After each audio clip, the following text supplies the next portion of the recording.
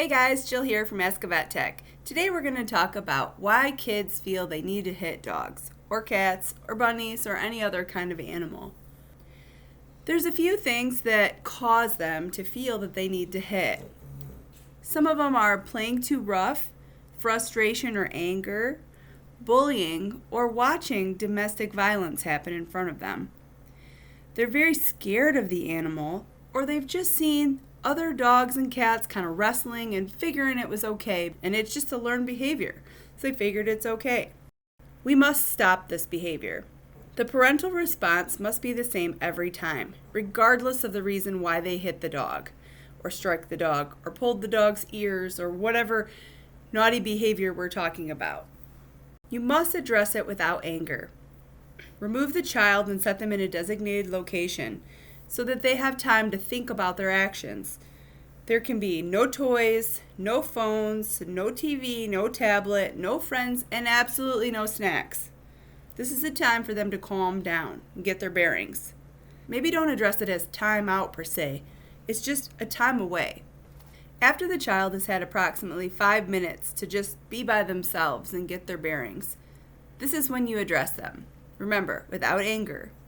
I want you to make eye contact with them and get on their level to talk about what they did and the injury that they caused to the pet. Hitting hurts, and using your words can definitely help. Using calm and comforting words at this time might resolve the situation.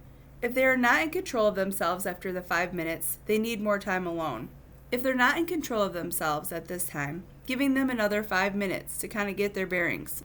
Also, you could give them a pad of paper and a pencil at this point, asking them to draw out their behavior or their feelings as to why the injury to the pet happened. Might be helpful for a child who has communication barriers or doesn't speak. The next time that you speak with the child, we want to talk about feelings. Their feelings, your feelings, because you had to take time out of your day to kind of handle this situation. The pet's feelings, and even if there's friends or siblings involved, their feelings. Talk about what they could have done instead of hitting. Let them speak at this point. Don't give them any pointers. I want you to let them pull this from inside of them. Give them time to answer and maybe show you. Encourage them to apologize to the pet. Reestablishing the pet's feelings should be the goal here. Teaching them about how their behavior or actions hurt feelings too. Sometimes for children with communication barriers, role-playing would be the best way to teach them this. Pretend they're the dog and you're the child and do what they did to the dog to them. Obviously don't hurt the child, but, reenact it. And so they pretend to be the dog, you pretend to be them and do what they did and see how he or she feels about it. Sometimes children are scared of pets, just like adults. Some adults are terrified of pets. They don't have to like them to be nice to them. Let them see the pet through the baby gate or a screen door. Using this time to talk about why the child is afraid is a great time and opportunity to teach them how to make the dog back up when they don't want them near them or in their space. Allowing the child to use that command at any time they feel uncomfortable is the best case scenario.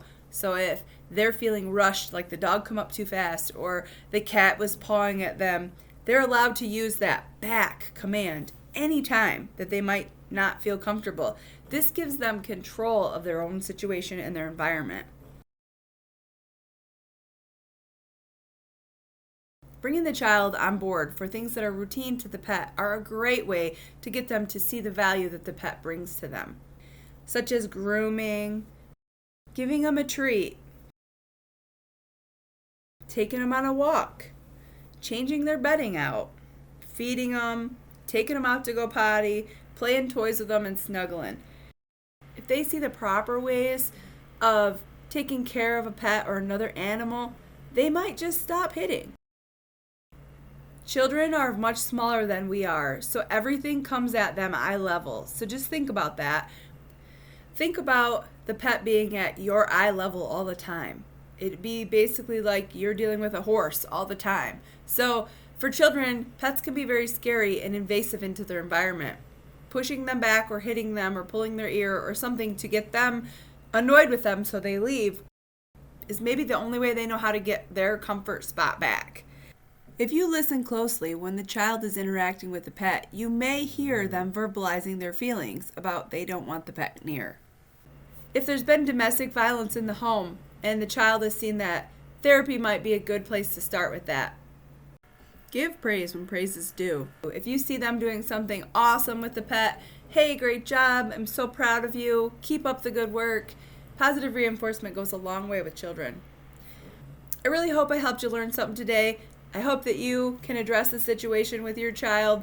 If you have any questions or comments or have some ideas below, please leave them in the comments. I'd love to hear from you. And remember, I'm here for you. You're here for your pet. Have a great day.